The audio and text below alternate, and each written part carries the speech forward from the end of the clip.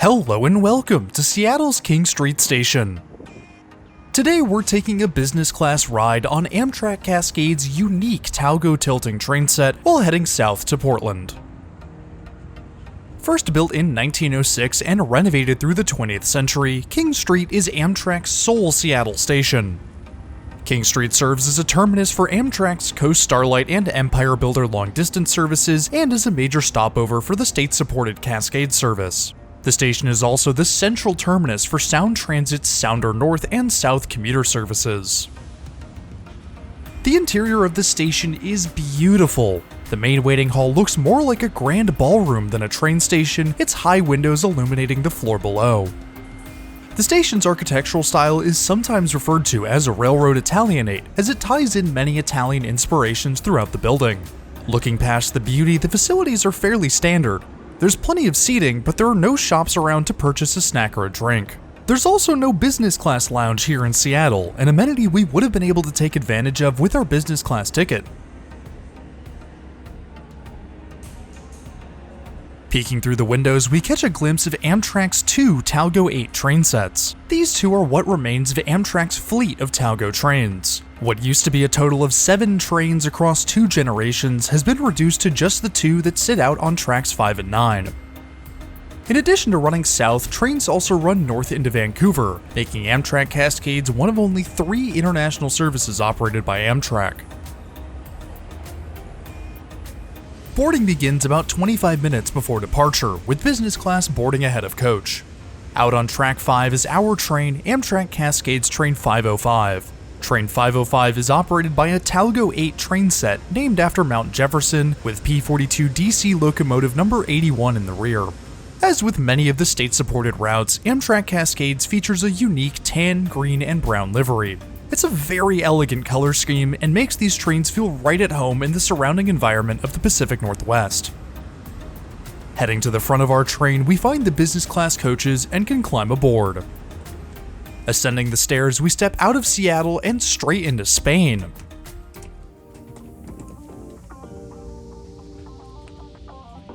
After setting our stuff down on an empty single seat, we can head back outside to take a look at our unique train set.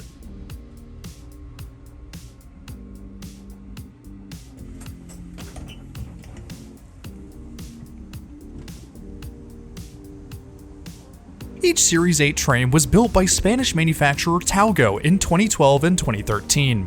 Talgo 8 train sets are 13 cars long, with a leading cab car and 12 coaches. The Cascades Talgos are the only other train sets currently operated by Amtrak outside of the Acela trains on the Northeast Corridor. Unlike traditional trains, Talgo trains use shared bogies with a single axle between cars. This single axle allows these trains to take turns at higher speeds and helps with noise isolation in each car. I say single axle, but actually there's no axle running between the wheels. Instead, each wheel is independent, which reduces wear on railway infrastructure and removes the oscillations caused by solid axles. This design also helps lower the center of gravity by allowing each car to run significantly lower to the ground. Additionally, these train sets tilt. Talgo designed these trains with a passive pendular tilting technology, which works by using free-floating car bodies that rotate atop suspension points. This rotation is made easier and more significant by the train's lower center of gravity, which allows Talgo sets to run faster around curves without the need for infrastructure upgrades. Tech talk now done, we can reboard ahead of departure.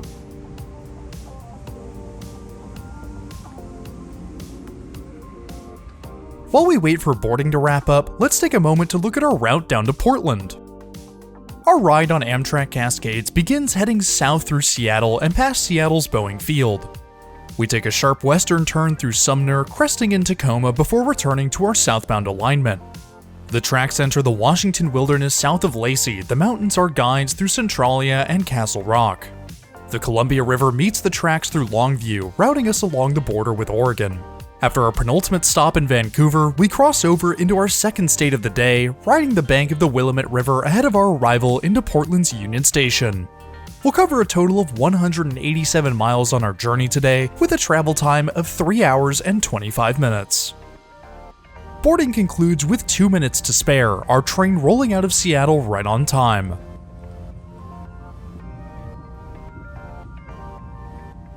If you're heading south out of Seattle, be sure to sit on the right-hand side of the train for some great views at the combined Amtrak and Sounder maintenance facility in Seattle's Boeing Field.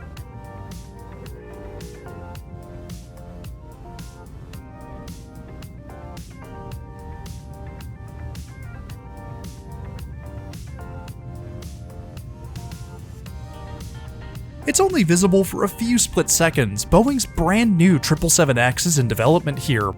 The 777X is the newest and largest in the 777 family and features Boeing's new folding wingtips and massive GE 9X engines.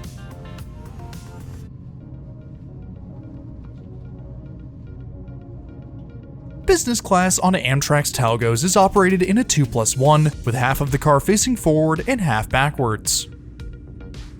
Business class seats offer around 6 to 7 inches between my knees and the next seat, which really isn't great, especially for business class.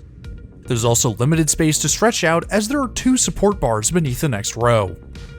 The seat back pocket uses a plastic backing instead of a net, which makes it difficult to fit anything larger than a phone or tablet back there. The tray table is fine. It's large, but it's been scratched up quite badly over the past 10 years of service. Above each seat, passengers will find LED lights with luggage racks and coat hooks above either side of the train.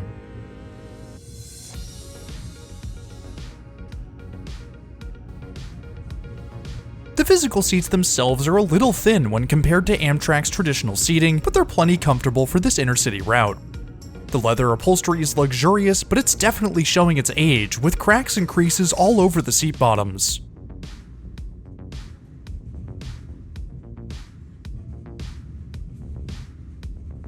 Beside each seat are wide and well-padded armrests.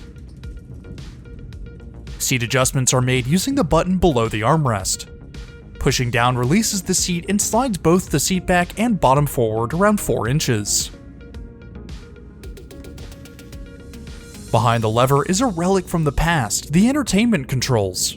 From what I've read, the system is actually still functional, allowing passengers to plug in and listen to a variety of music channels while on board. I think my favorite feature of these interiors has to be the multi-segment display above each door. Although it wasn't properly reading out the next stop, it was reading out our speed. The train said we were traveling at 75 miles per hour, and looking outside, we definitely were.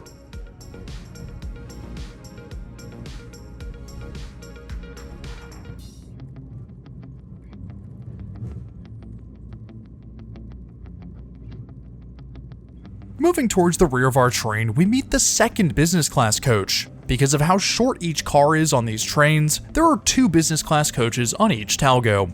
The layout is identical, but it does mean that there's almost double the capacity for business class over Amtrak's traditional Horizon coaches. In the vestibule is also where we'll find the Talgo plaque. Despite being designed by a Spanish company, each of these trains were manufactured here in the US. In accordance with the Buy American Act, these trains were manufactured at Talgo's Wisconsin facility before being transferred to Amtrak Cascades. Passing through the second business class car, we find a car unique to the Talgos, a lounge car. Because Talgo cars are so short in length, the cafe car is split into a lounge car and a bistro car. The lounge car is set up in a 2+1 layout, much like our business class coach, though the seats are fabric instead of leather and have no headrests. In the center of each seating group is a large table, the edge of which has been rubbed clean of veneer by passers-by. It's quite nice to have a dedicated lounge car, as you don't get the usual line of waiting passengers filling the aisle. The next car down is the bistro car. The Bistro is easily the least elegant car on our train. The stainless steel appliances stretch from floor to ceiling, and it really looks like this car was gutted in order to fit everything. The older Talgo 6 trains had much classier bistro cars. The bar curved away from the walkway, giving space for some small lounge seats on one side, with bar stools on the other if you wanted to hang out for a bit. The floors were carpeted, the walls patterned, and best of all, the ceiling had a map of the Pacific Northwest. The ceiling map was the highlight of the bar car, with lights at each of the population centers along the corridor. The cafe car serves a variety of snacks and drinks on board, with a few larger options for lunch and dinner. For lunch today, I went with a ham and Swiss sandwich with a cup of coffee. Unfortunately, I had to pay for the coffee, which brings up one of my major gripes with business class on Amtrak Cascades. Unlike traditional business class on Amtrak, non-alcoholic beverages are not complimentary on Amtrak Cascades. Instead, Amtrak Cascades gives passengers a one-time use $3 off coupon. Now, considering I paid $54 for our ride to Portland, I expected a little more than a single-use coupon as traveling perks. It's especially annoying considering that the rest of Amtrak's network gives complimentary beverages to business class passengers and that there was no business class lounge in Seattle. In the grand scheme of things, it's not a huge deal, but it's certainly something to consider when booking business class. If you're enjoying our travels on Amtrak's Talgos, why not hit that subscribe button? It's totally free and it really helps support the channel. I also want to give a huge shout out and thank you to my patrons and channel members. Y'all are amazing and I cannot thank you enough for your incredible support. If you too want your name in the video or just want to support the channel in more ways than one, then head on over to the links in the description below. Tacoma is our first major station heading south. Our train comes to a brief stop to exchange a few passengers before carrying on. Our train leaves civilization for wilderness as we continue south, the northwest greenery a welcome sight.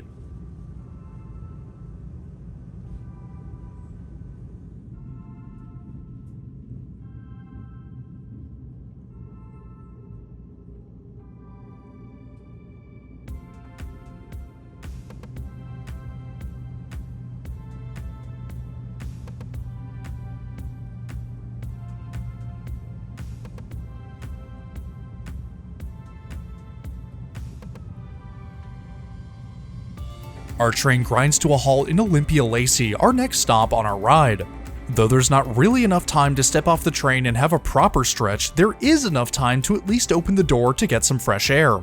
Pressing the illuminated button extends the stairs before the door slides away. We clearly don't have a lot of time here as the signal shows all green ahead.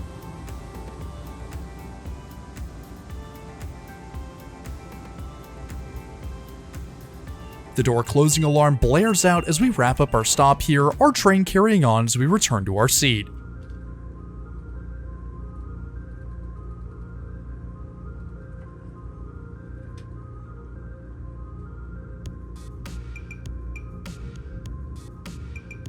Amtrak Cascades provides free Wi-Fi for all passengers.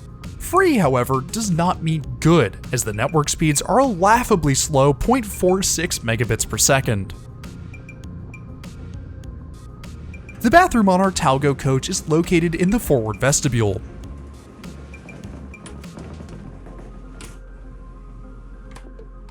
The Talgo accessible bathroom is large but fairly standard.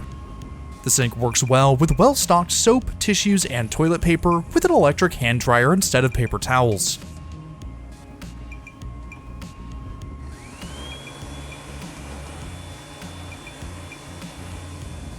The two 120-volt outlets are found in between the mirror and the dryer and appear to be in good working order.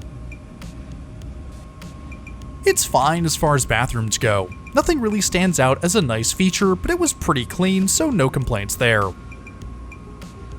Forward of our coach is our train's cab car. There really isn't much to see through the porthole in the door. The walkway wraps around the central portion of the car, so there's no clear view of the actual cab, but it's still fairly cool to see the less glamorous mechanical side of our train set. Unfortunately, our ride down to Portland doesn't come without delays, our train coming to a halt as we wait for the tracks in front of us to clear.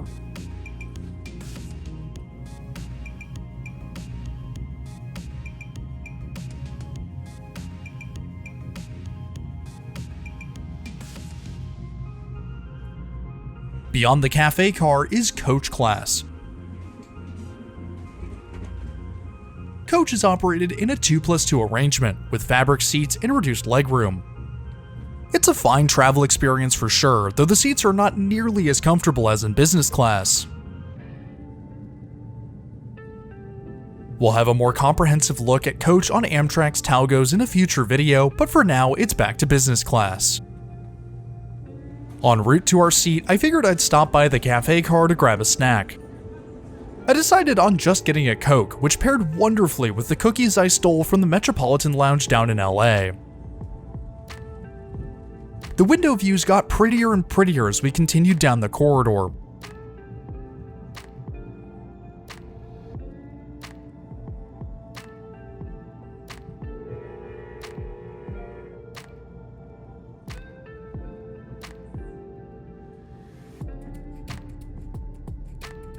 Eventually, we began our parallel run to the Columbia River.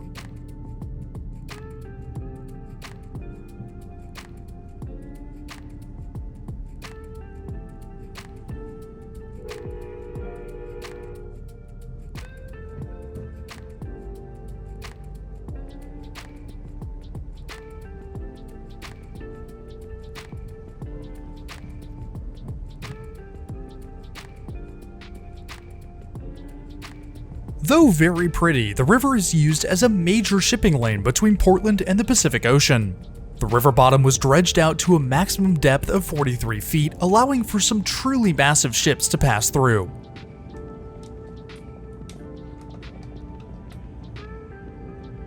Rain began to fall as we passed through Kalama, obscuring our views in true Pacific Northwest fashion.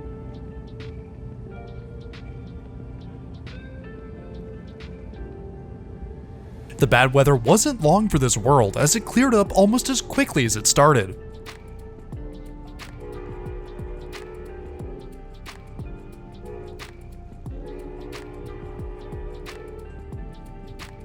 It was blue skies as we approached Vancouver, our final stop in the state of Washington.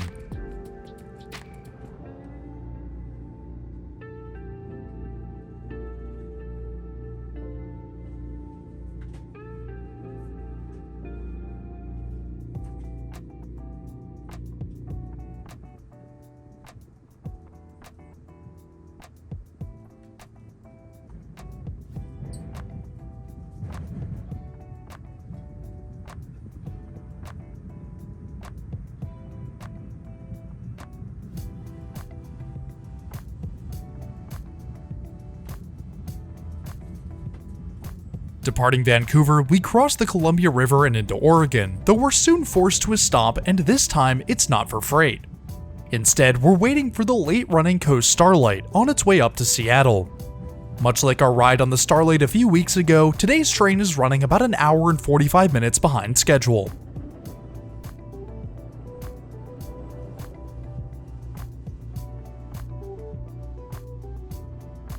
In our final minutes on board, it's worth mentioning that these trains are in their final years of service. Amtrak announced in December of 2022 that it will be purchasing new Siemens Venture train sets for many of its corridor and state-supported routes. Among the routes listed is Amtrak Cascades. The new train sets, called Airo, consist of a Siemens charger locomotive with Venture coaches in tow. These sets will replace the aging fleet of Amfleet and Horizon coaches across the network. In the case of Amtrak Cascades, this also means the Talgo sets will be on their way out when the new trains enter service. The renderings of the Cascades Airo sets look incredible. The classic Cascades paint scheme has been reimagined with a modern twist, and those interiors are amazing. We might be losing one unique train set with the Talgos, but we'll be gaining a fantastic replacement, and I cannot wait for the Airo sets to enter service. After just over 3.5 hours of travel and 45 minutes of delays, our train pulls to a stop at Portland's Union Station. Pushing the button, the door slides open one last time and we can disembark into Portland.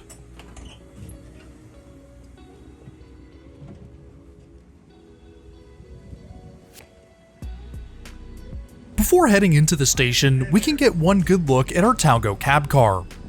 Despite the elegance of the rest of the train, the cab cars are hideous. In order for the Federal Railroad Administration to allow these trains to operate alongside freight trains, the cab cars had to be redesigned to meet the proper FRA crashworthiness standards. As a result, the cab was raised and a massive crash structure added under the nose, giving each cab car its distinct and strange appearance. I'm sure some people think these cab cars look good, but they're just not for me. Before we wrap up our adventure, there's one last stop we need to make, the Portland Business Class Lounge. Tucked away in a corner beyond Gate 5 is Portland's Metropolitan Lounge.